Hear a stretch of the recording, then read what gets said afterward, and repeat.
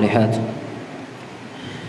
والصلاة والسلام على رسول الله وعلى آله وأصحابه ومن تبعهم بإحسان إلى يوم الدين أما بعد قال الله سبحانه وتعالى في كتابه الكريم يا أيها الذين آمنوا اتقوا الله حق تقاته ولا تموتن إلا وأنتم مسلمون Ikhwani fillah, a'azani Allahu wa iyyakum. Kita bersyukur kepada Allah Subhanahu wa taala pada malam hari ini kita masih bisa melanjutkan kajian rutin kita, yaitu kajian kitab Riyadhus Shalihin karya Imam Abu Zakaria Imam An-Nawawi rahimahullahu taala rahmatan wasi'ah.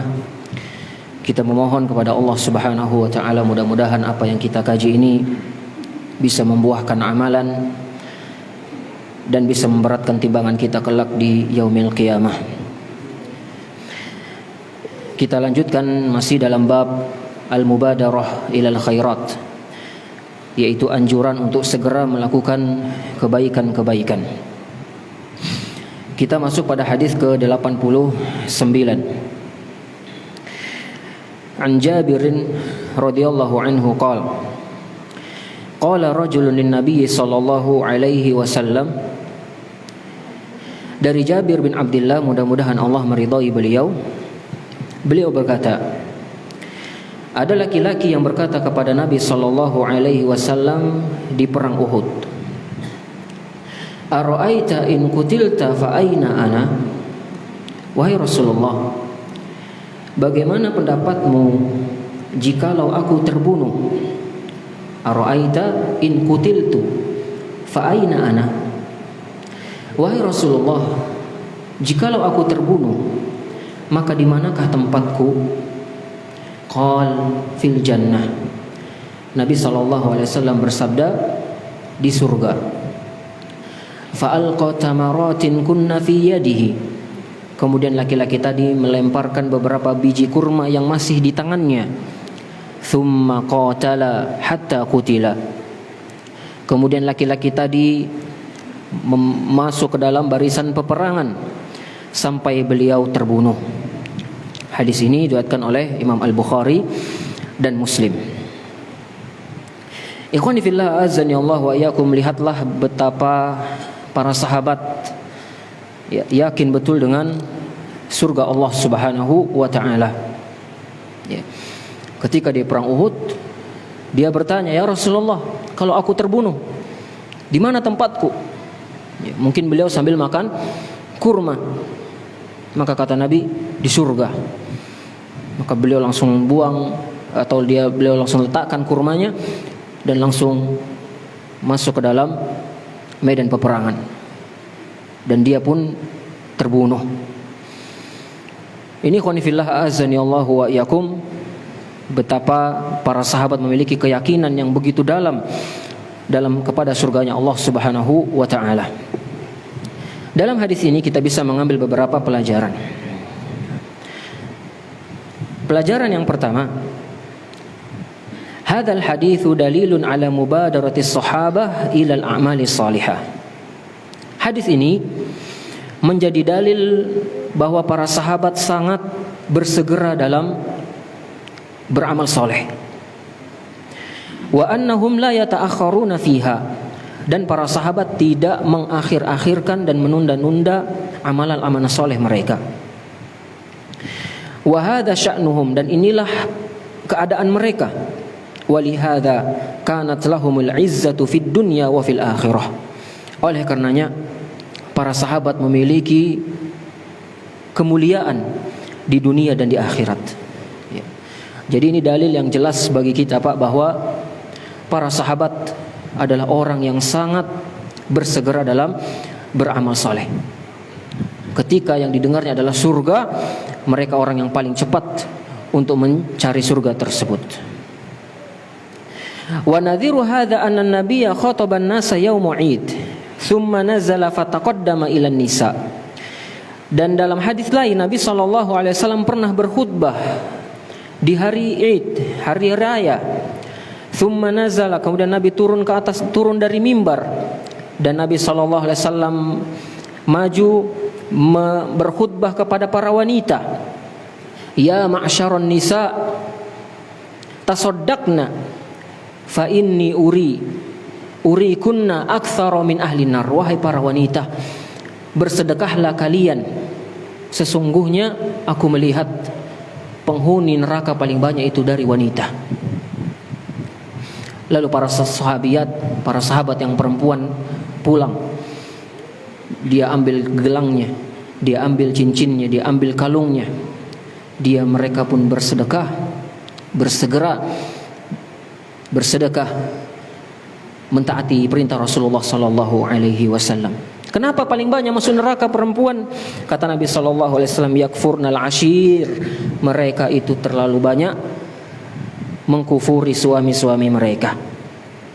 Sekiranya suaminya berbuat baik 40 tahun dan suaminya memiliki 1-2 kesalahan, dia pun tidak memandang kebaikan 40 tahun itu, dia pun langsung seakan-akan suaminya tidak memiliki kebaikan sedikit pun. Ya. Suaminya sudah berjuang, sudah bekerja untuk dia. Suaminya sudah melakukan kebaikan berpuluh-puluh tahun. Namun karena 1 kesalahan dan 2 kesalahan suaminya, wanita pun terkadang tidak melihat kebaikan suaminya sama sekali, hanya karena 1 dan 2 kesalahannya saja. Maka dengan sebab itulah para wanita di antara penghuni surga yang paling penghuni neraka yang paling banyak yang disebutkan oleh Nabi sallallahu alaihi wasallam. Dan ini juga dalil bahwasanya para sahabat yang wanita, mereka orang yang paling semangat juga dalam melaksanakan perintah-perintah Nabi sallallahu alaihi wasallam dan tidak menunda-nundanya. Ini ikhwani fillah azanillahu wa iyyakum. Kemudian faedah yang kedua yang bisa kita ambil dalam hadis ini, istihbabu ayas alal insan amma la ya'lam. Disunnahkan untuk bertanya dalam perkara yang tidak diketahui. Disunnahkan untuk bertanya kepada orang yang berilmu terhadap perkara-perkara yang tidak kita ketahui. Lihatlah tadi sahabat, dia bertanya, ya Rasulullah, kalau aku terbunuh kemana? Di mana tempatku nanti? Berarti beliau tidak tahu, dan beliau bertanya kepada Nabi sallallahu alaihi wasallam dengan catatan bahwa Bapak yang rahmati Allah Subhanahu wa taala, pertanyaan yang menimbulkan amalan. Ya, usahakan kita bertanya adalah pertanyaan yang membuahkan amal. Ya, bukan pertanyaan yang iseng atau mengetes ustadznya saja. Ustadznya lulusan mana? Lulusan Indonesia saja. Oh, tanya-tanya dulu, tes-tes dulu ilmunya. Ya, kayaknya tidak terlalu hebat ini ustadznya. Tanya dulu, dites. Ini bukan adab dalam menuntut ilmu. Bertanya yang membuahkan amal. Makanya kita tidak dapati para sahabat bertanya kepada Nabi tentang wawasan-wawasan saja, enggak. Kita tidak dapat di dalam hadis sahabat bertanya, ya Rasulullah, kapankah engkau tepatnya dilahirkan? Tidak ada pertanyaan seperti itu. Ya Rasulullah, tanggal berapa sih tepatnya Anda ini dilahirkan? Kita tidak dapati hadis seperti itu dalam pertanyaan sahabat. Kenapa? Karena memang pada asalnya kelahiran Nabi SAW tidak ada ibadah di dalamnya. Kita juga tidak dapati ada sahabat yang bertanya, ya Rasulullah, tanggal berapa sih Isra Mi'rajnya antum kemarin itu? Tidak ada kita dapati hadis seperti itu. Ya Rasul, tanggal berapa tepatnya terjadinya Isra dan Mi'raj? Mereka tidak bertanya demikian. Karena memang pada asalnya dalam peristiwa itu tidak ada ibadah khusus. Ya. Maka terkadang orang bertanya kepada guru, kepada ustadznya, terkadang pertanyaan yang tidak bermanfaat. Misalnya pertanyaan yang tidak bermanfaat, ya. Misalnya, ustadz, dulu waktu Nabi masih hidup, ya, kan Jibril bertugas sebagai penyampai wahyu. Sekarang kan Nabi sudah meninggal. Sekarang apa tugasnya Jibril? Nah, apa tugasnya, Pak? Ya, berarti Jibril tidak ada tugas dong sekarang, ya. Kan sudah tidak ada wahyu lagi, tidak turun. Ini pertanyaan yang tidak perlu ditanya. Kita tidak tahu, wallahu taala alam, apa tugasnya Jibril sekarang. Yang pasti, ya, Dia sudah selesai tugasnya dan hanya Allah yang tahu apa sekarang yang dilakukan oleh Jibril alaihissalam. Ya. Ini ikhwanifillah a'azzani Allah wa iyyakum. Maka kita dapati dalam hadis-hadis bagaimana pertanyaan para sahabat, ya Rasulullah, ayyun nasi khair? Wahai Rasulullah, manusia bagaimana yang paling baik? Ya. Ya Rasulullah, ayu amal ahabbu ilallah? Wahai Rasulullah, amalan apakah yang paling dicintai Allah? Ya. Ya Rasulullah, ayul islamil khair? Muslim bagaimana yang paling bagus ya Rasulullah? Ya Rasulullah, ayu sedaqatin afdal? Sedekah bagaimanakah yang paling utama? Ini pertanyaan-pertanyaan para sahabat yang membuahkan amal, yang ada amalan di balik itu. Ya. Ini qanifillah azani Allahu wa iyyakum, bukan pertanyaan yang iseng. Ini yang harus menjadi catatan ketika kita ingin bertanya. Faedah yang ketiga, ayuhal ikhwah azani Allahu wa iyyakum, syiddatu syauqi sahabah lil jannah wa hirsihim ala dukhuliha. Kerinduan para sahabat terhadap surga dan semangat mereka untuk memasukinya. Kerinduan para sahabat terhadap surga dan semangat mereka untuk memasukinya. Lihatlah sahabat tadi. Mungkin beliau sedang memegang kurmanya, ya. Tetapi ketika beliau mendengar surga, cepat-cepat beliau letakkan kurmanya tersebut dan mengejar surganya Allah Subhanahu wa taala. Namun sangat disayangkan, terkadang kita lebih semangat dan lebih hebat dalam perkara dunia. Ya. Mana tandanya kita tidak terlalu rindu dengan surga? Kita tidak betah lama-lama, terkadang duduk untuk berzikir. Ya. Terkadang kita habis sholat tidak tahan, pengen cepat-cepat berdiri, tidak merasakan kenikmatan dalam zikir kita. Ya. Atau imamnya lama-lama sedikit gatal tenggorokannya, ya. Ya. Imamnya sholat isya misalnya, ya, an-naba dibagi 2, ya, gatal tenggorokannya, Pak. Tidak kuat berdiri lama-lama, tidak menikmatinya, mau cepat-cepat pulang, ya, mau cepat-cepat ke rumah, mau cepat-cepat lagi main HP-nya, sudah tidak sabar melihat Facebooknya. Ini kalau kita, ya, berbeda dengan para sahabat Nabi Sallallahu Alaihi Wasallam. Ya, maka jadikanlah para sahabat ini sebagai tauladan kita dalam beramal saleh. Faedah yang keempat yang bisa kita ambil dalam hadis ini, ayuhal ikhwah, man mata syahidan kana min ahlil jannah. Siapa yang mati syahid, maka dia termasuk penghuni surga Allah Subhanahu wa taala. Malam yahbishul dain, selama tidak memiliki hutang. Ya, selama tidak memiliki hutang, seseorang kalau dia mati syahid, dia langsung masuk surganya Allah Subhanahu wa taala. Kata Nabi sallallahu alaihi wasallam, yughfaru lisyahidi kulla dzambin illa ad-dain. Diampuni semua dosanya orang yang mati syahid kecuali hutangnya. Hutangnya tidak mendapatkan ampunan karena itu berkaitan dengan haknya manusia. Maka berhati-hati terhadap hutang.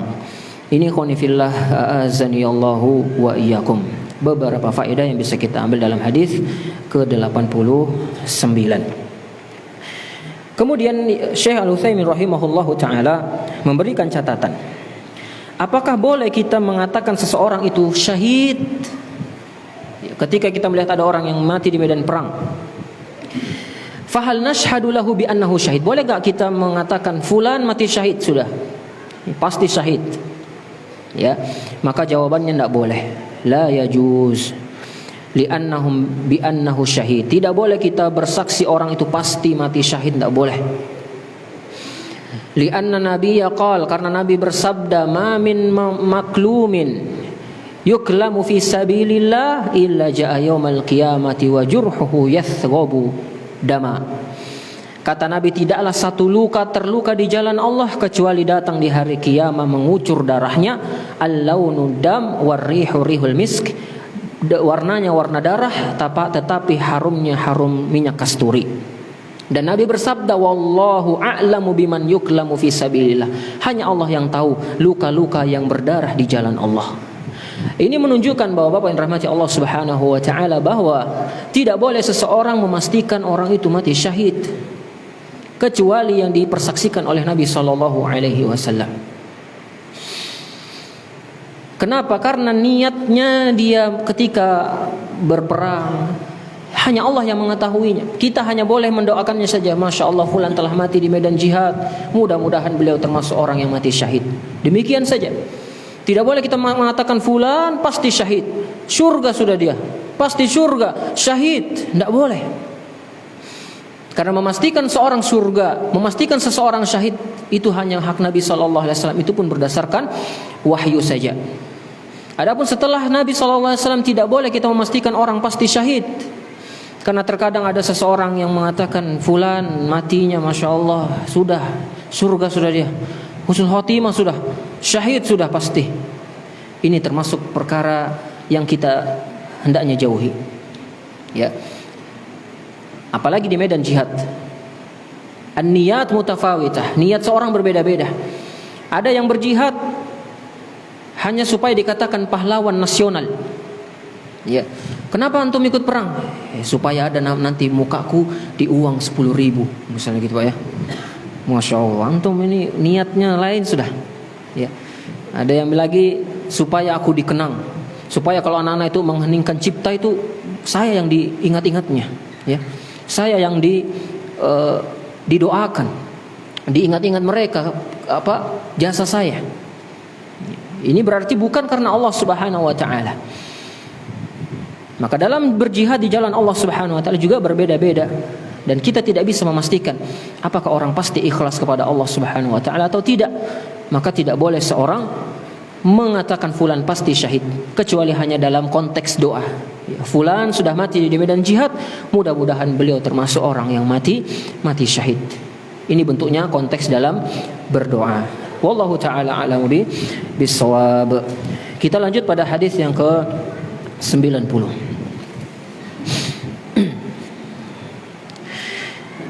An Abi Hurairah radhiyallahu anhu qala Ja'a rajulun ila Nabi sallallahu alaihi wasallam.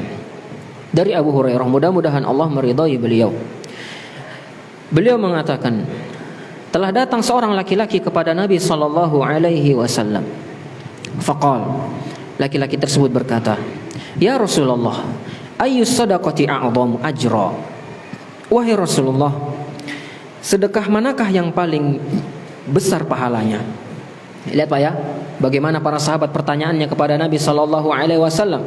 Pertanyaan yang membuahkan amal. Wahai Rasulullah, sedekah manakah, ya, sedekah apa yang paling besar pahalanya? Qal, maka Rasulullah sallallahu alaihi wasallam bersabda, "Anta saddaqa wa anta sahihun syahihun." Engkau bersedekah dalam keadaan engkau sehat dan kikir, dan ada jiwa pelitmu datang. Takhshal faqra, engkau takut fakir, takut miskin. Wa ta'mulul ghina, dan mengharapkan kekayaan. Wala tumhil hatta idza balagatil hulqum. Kata Rasulullah sallallahu alaihi wasallam, janganlah engkau mengundur-ngundur sedekahmu sampai jiwamu, nyawamu nanti di kerongkongan. Qulta li fulanin kadza li fulanin kadza. Engkau berkata, untuk fulan sekian, untuk fulan segini, untuk fulan segini. Wa qad kana li fulan, padahal hartamu sudah menjadi miliknya orang lain. Maksudnya menjadi milik ahli warisnya. Hadis ini diriwayatkan oleh Imam Al-Bukhari dan Muslim. Saudaraku kaum muslimin yang rahmati Allah Subhanahu wa taala. Dari hadis ini kita bisa mengambil beberapa faidah. Di sini sahabat bertanya kepada Nabi sallallahu alaihi wasallam waktu yang paling afdol untuk bersedekah, ya. Beliau bertanya tentang waktunya. Kapankah waktu sedekah itu paling utama? Nabi sallallahu alaihi wasallam mengatakan, engkau sedekah dalam keadaan sehat, kekikiranmu lagi datang. takut miskin. Faedah yang bisa kita ambil dari hadis ini bahwa sedekah dikala sehat lebih besar pahalanya dibandingkan sedekah ketika sakit. Ya. Sedekah waktu kita lagi sehat-sehatnya, Pak. Ya. Lagi banyak uang, lagi sehat, ya. Itu lebih besar pahalanya dibandingkan ketika kita sedekah di waktu sakit. Kata Syekh Al-Utsaimin rahimahullah, li'anna al-insana idza kana sahihan kana syahihan bil mal. Karena seseorang jika dia dalam keadaan sehat, dia akan datang sifat pelitnya terhadap harta. Ya, kita Pak kalau lagi sehat, ya, kita nggak mau terkadang harta kita itu berkurang. Kita ketika sehat mau beli ini, mau beli itu. Ketika sehat kita mau jalan-jalan ke sini, jalan-jalan ke situ. Berbeda ketika waktu sakit. Kalau waktu sakit gerak kita tidak banyak, ya. Ketika kita sakit kita tidak mungkin mau lagi sakit stroke ini, pengen sekali-sekali ke Singapura lah. Ya enggak Pak ya. Ke Singapura pun paling berobat. Bukan dalam rangka jalan-jalan belanja. Berbeda dengan orang yang sehat. Li'anna syuhal ghalibul 'alal insan fi halis sihah. Karena kekikiran di waktu sehat itu lebih dominan dibandingkan di waktu sakit. Lima yukhawifu bihil syaitanu minal faqr, dan syaitan pun menakut-nakuti kita terhadap kemiskinan. Oleh karenanya sedekah di waktu sehat, ya, itu lebih utama dibandingkan di waktu sakit, di waktu sempit. Makanya kata Nabi sallallahu alaihi wasallam, ta'arraf ilallahi fir rakha'i ya'rifka fi syiddah. Kenalilah Allah di waktu engkau lapang, engkau sehat, engkau kaya. Ya'rifka fi syiddah. Allah akan mengenalimu di waktu kamu sakit, di waktu kamu sempit, di waktu kamu miskin, di waktu kamu tidak ada orang yang ingat kamu, Allah ingat kamu. Maka ketika kita sehat sekarang, Pak, kita sehat sekarang, Bu, gunakan kesehatan ini untuk mengingat Allah. Supaya ketika kita nanti sakit, Allah ingat kita. Ya. Terkadang kita melihat ada orang kok sudah tua, hidupnya sebatang kara, miskin lagi, tetangganya tidak peduli, keluarganya menjauhi. Kenapa orang ini? Heran kita. Ya. Sudah tua, tetangganya tidak ada yang peduli, ya, keluarganya tidak urus semua. Kenapa orang ini kok bisa? Ternyata ketika dia sehat dia tidak mengingat Allah. Allah pun sia-siakan dia ketika dia sakit. Ada juga orang yang Masya Allah, ketika dia sakit ada susah, dia selalu dapat pertolongan. Tetangga-tetangganya selalu peduli, teman-temannya selalu memberikan donasi, memberikan kesetiaan, selalu memperhatikan, keluarga-keluarganya menyayanginya. Jawabannya ketika dia sehat dia mengingat Allah. Dia kaya dia mengingat Allah. Dia lapang dia ingat Allah. Maka ketika dia susah, dia sakit, Allah pun mengingat dia. Allah kirimkan orang-orang sekitarnya peduli sama dia. Karena dia mengingat Allah di waktu lapang.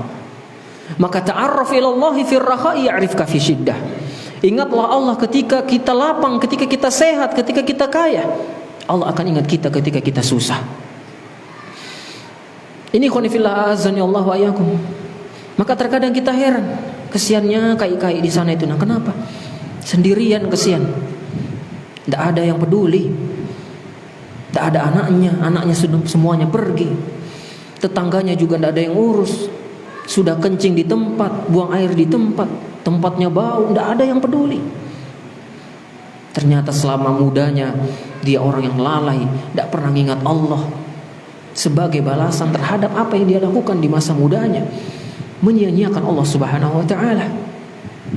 Bukan berarti kita boleh juga menyia-nyiakan dia, kita tidak urus sama dia, tidak. Tapi terkadang kita heran, Pak, kok ada orang seperti itu? Kalau kita bisa bantu, kita pasti bantu. Cuma pertanyaan kita, kenapa kok dia ada seperti itu? Kenapa tidak ada yang peduli sama dia? Kenapa tetangganya dibuat oleh Allah Subhanahu wa taala hatinya tidak peduli? Kenapa keluarganya menjauh? Siapa yang menggerakkan hati ini semuanya kalau bukan Allah? Ini disebabkan karena dia menyanyiakan Allah di waktu lapangnya. Allah pun menyanyiakan dia di waktu dia susah. Ini ikhwan fillah azanillahu wa iyyakum. Maka kenalilah Allah di waktu kita sehat, di waktu kita punya harta. Allah akan mengenali kita ketika kita dalam keadaan kesempitan. Faedah yang kedua yang bisa kita ambil dari hadis ini, dalilun ala anna al-insan yanbaghi lahu ayyubadiru bis shadaqah. Hadis ini juga memberikan faedah kepada kita untuk bersegera sedekah sebelum datangnya maut. Ya. Wa innahu idza tasaddaqa fi halin huduril ajal kana dzalika aqallu fadlan mimma law tasaddaqa wa huwa sahihun syahih. Dan bahwasanya jika seseorang bersedekah di waktu hadirnya ajalnya sudah datang, maka keutamaannya menjadi berkurang, bahkan hilang, tidak berpahala. Gitu ya. Allah Subhanahu wa taala berfirman dalam surah Al-Munafiqun ayat 10, ya ayyuhalladzina amanu anfiqu mimma razaqnakum min qabli an ya'tiya ahadakumul maut fayaqula rabbi laula akhartani ila ajalin qaribin fa asaddaq wa akum minas solihin. Wahai orang-orang yang beriman, kata Allah, anfiqu mimma razaqnakum, berinfaklah dari apa yang kami berikan kepada kalian, min qabli ayyatiya ahadakumul maut, sebelum datangnya ajal kepada salah seorang di antara kalian. Di sini kata para ulama, Allah Subhanahu wa taala sebutkan sedekah menjadi amalan yang diimpi-impikan orang yang sakaratul maut. Ini menunjukkan bahwa sedekah adalah pahalanya sangat besar. Kenapa Allah sebutkan keinginan orang yang mau mati sedekah? Menunjukkan sedekah sangat besar pahalanya dari Allah Subhanahu wa taala. Ya. Sebelum datangnya kata Allah ajal salah seorang di antara kalian, wa yaqulu fayaqulu rabbi laula akhartani, ya Allah, sekiranya engkau akhirkan sedikit ajalku, fa asaddaq wa aku minas solihin, aku akan sedekah dan aku akan menjadi orang-orang yang soleh. Disebutkan khusus sedekah amalan yang diimpi-impikan orang yang sakaratul maut, menunjukkan sedekah adalah pahalanya sangat besar di sisi Allah Subhanahu wa taala. Maka mumpung masih ada uang, masih ada waktu, sedekah. Sekarang banyak Pak ya, ladang untuk kita bersedekah. Ada pelapon ya, ada AC, bangku ya. Banyak kesempatan kita untuk bersedekah. Ada plasteran, ada keramik, nanti macam-macam. Tinggal kita saja menyisihkan sedikit harta kita untuk di jalan Allah Subhanahu wa taala. Ini khonifillah a'azanillahu wa iyyakum. Maka sebelum datangnya kematian, hendaknya kita banyak-banyak bersedekah di jalan Allah Subhanahu wa taala.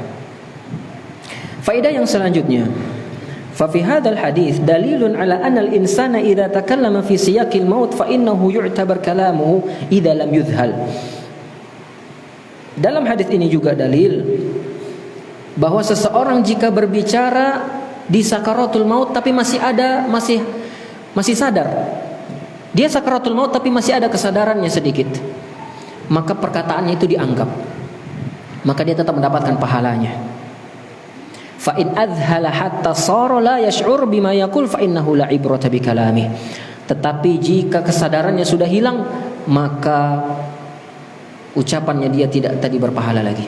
Misalnya gini Pak, orang sudah sakaratul maut ya, sudah detik-detik sakarat, sudah mulai dingin kakinya, tapi masih ada kesadarannya. Dia mengatakan, tanahku yang di Gang Hikmah misalnya ya, itu untuk Herman misalnya, Herman ya, buat buka ladang baru misalnya ya, ladang sawah misalnya.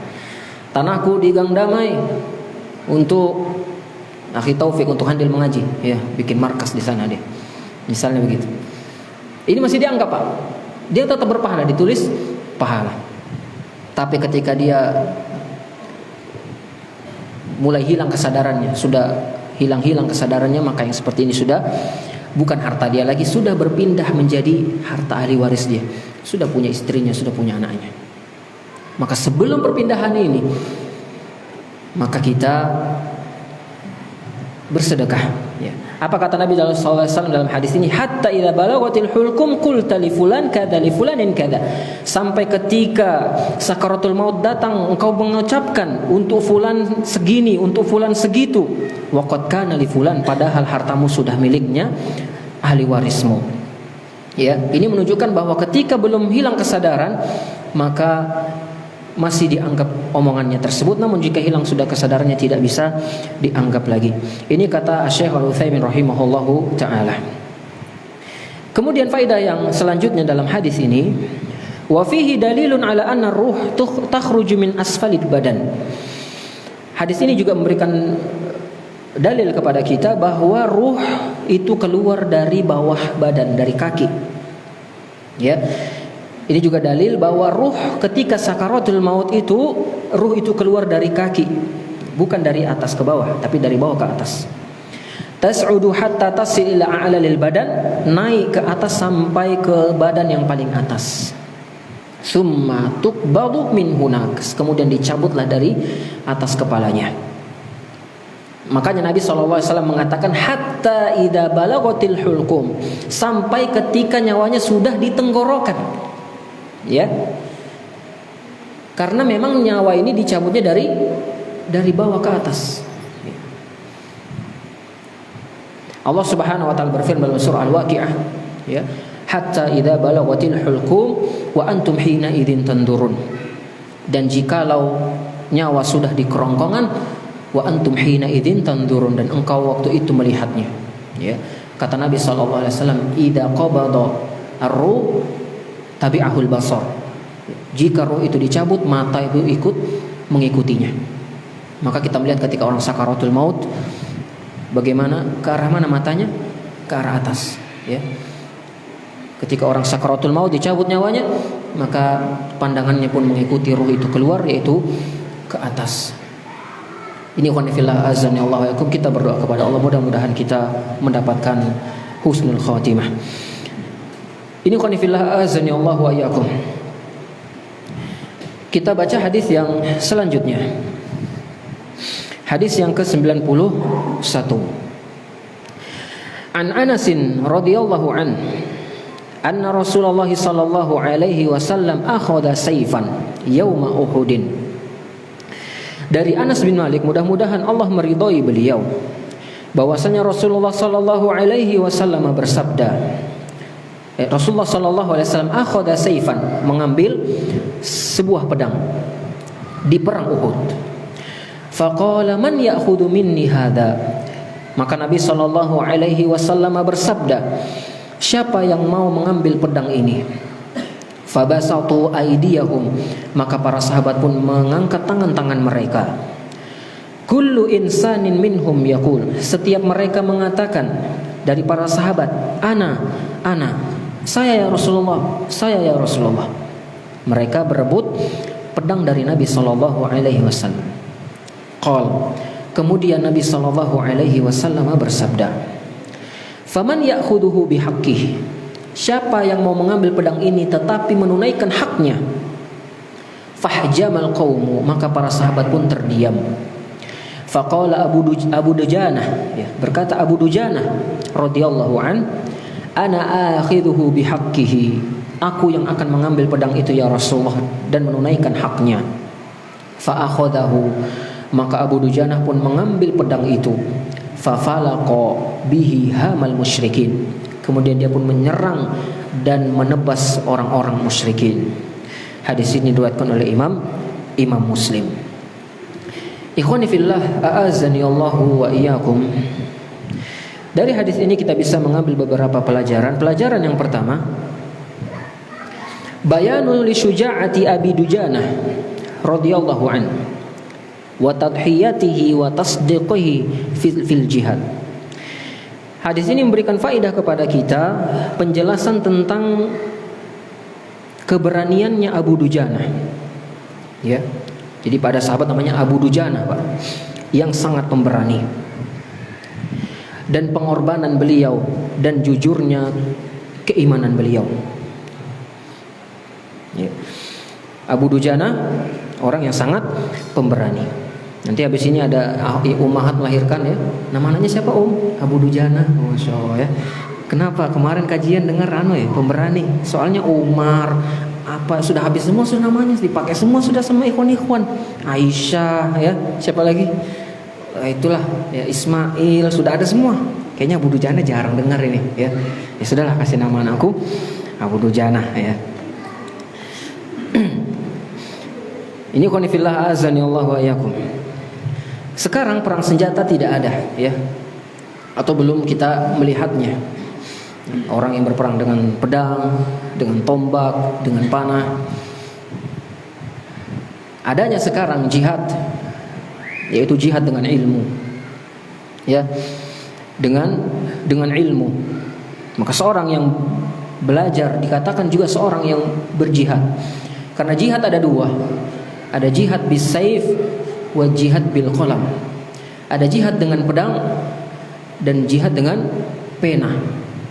Dengan dakwah, dengan pena dia menulis, dia menegakkan hujjah, dia sampaikan ini tauhid, ini syirik, ini sunnah, ini bid'ah, ya, ini kemaksiatan, ini ketaatan, ini manhaj yang hak, ini manhaj yang batil.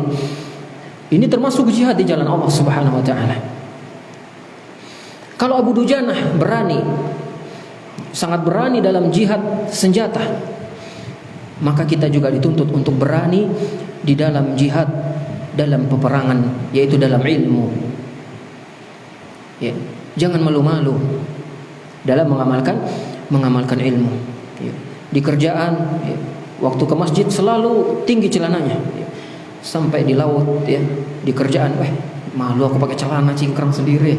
Sudahlah. Dituruni celananya. Ya.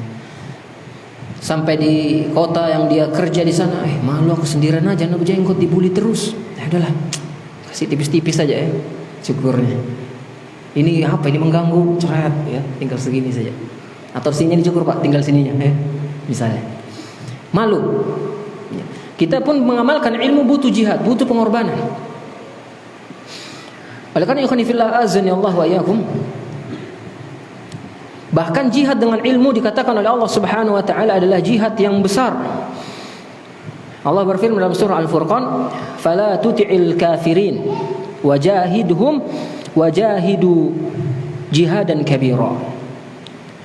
Dan janganlah kalian mentaati orang-orang kafir dan berjihadlah dengan Al-Qur'an dengan jihad yang besar. Ya. Maka di zaman ini menuntut ilmu termasuk jihad. Ya, belajar akidah yang benar, belajar sunnah, belajar fiqh, ini termasuk berjihad, berjuang di jalan Allah Subhanahu wa taala. Bahkan kata Ibnu Qayyim rahimahullah, jihad di dalam ilmu adalah al-khawas, jihadnya orang-orang khusus. Karena kalau jihad dengan senjata semua orang bisa.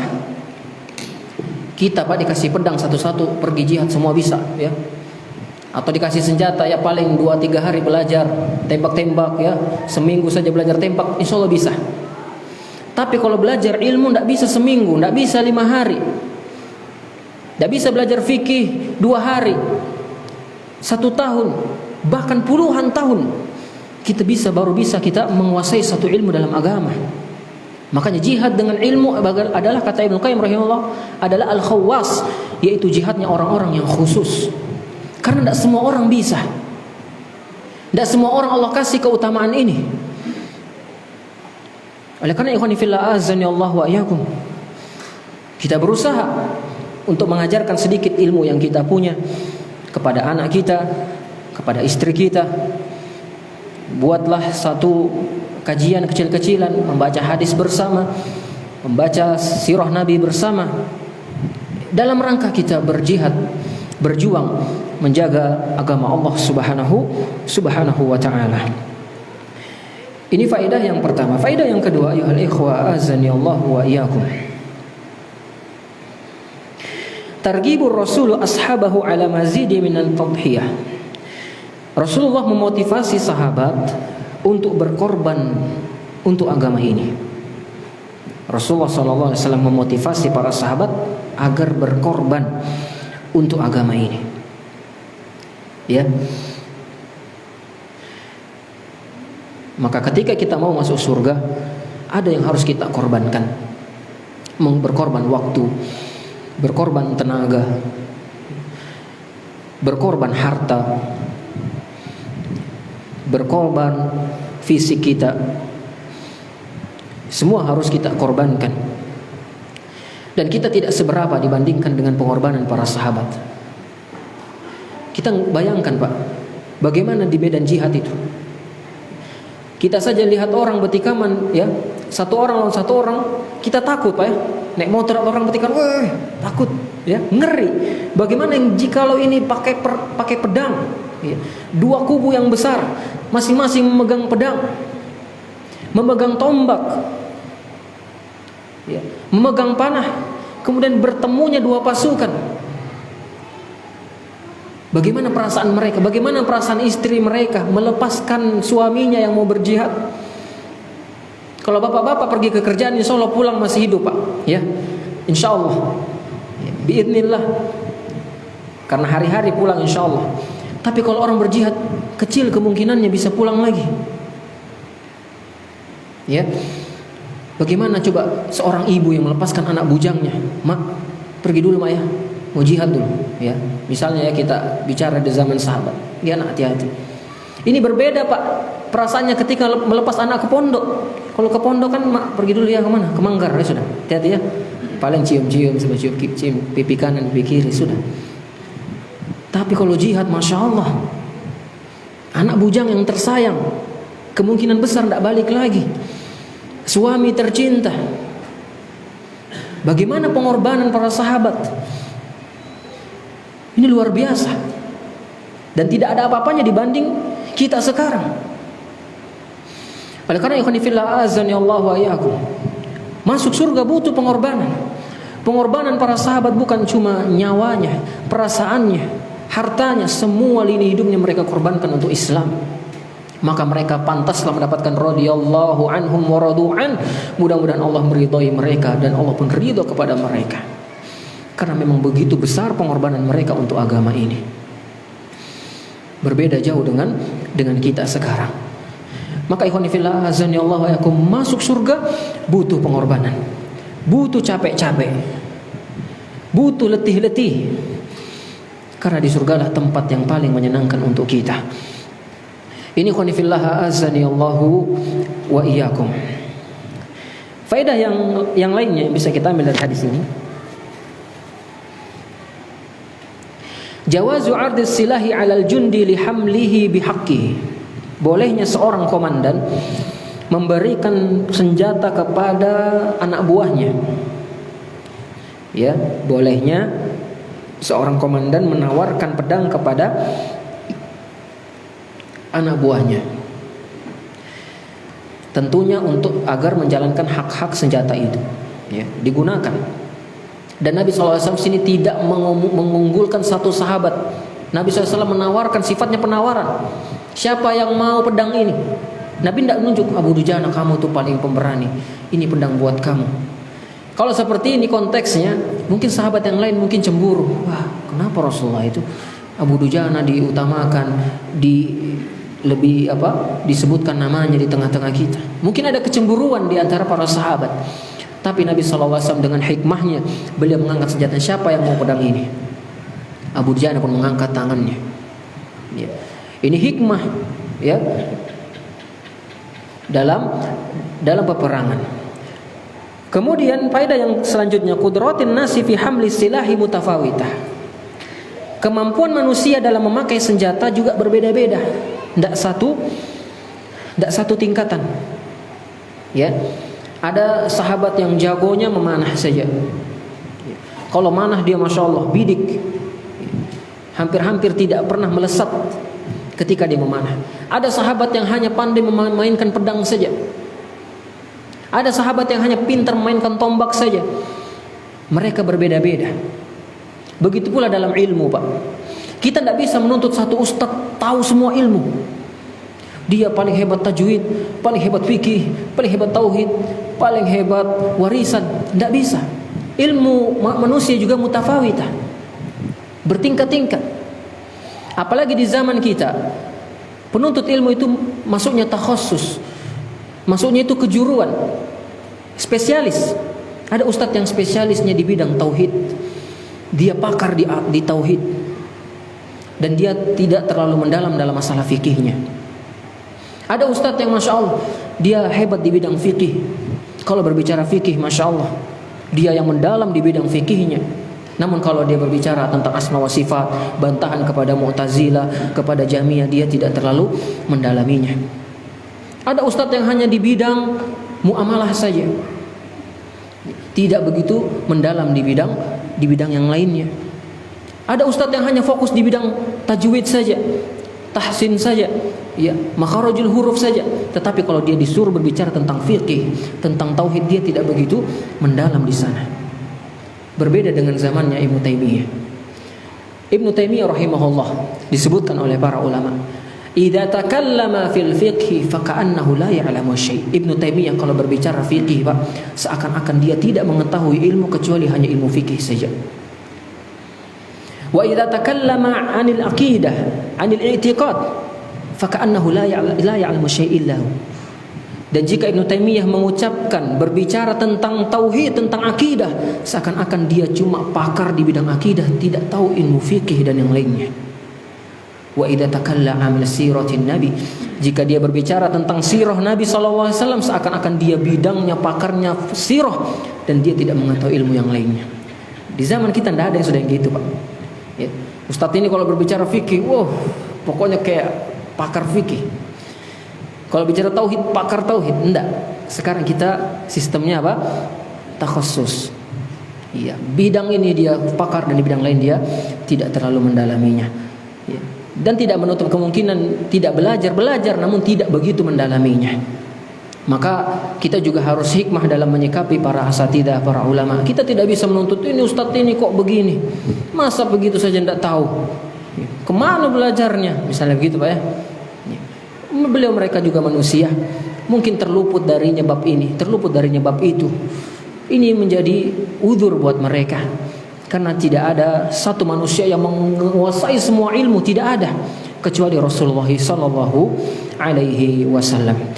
Ini saja ikhwani fillah azani Allahu wa iyyakum yang bisa kita bahas pada kesempatan yang singkat ini. 3 hadis dari Nabi sallallahu alaihi wasallam. Mudah-mudahan apa yang kita kaji ini membuahkan amal saleh.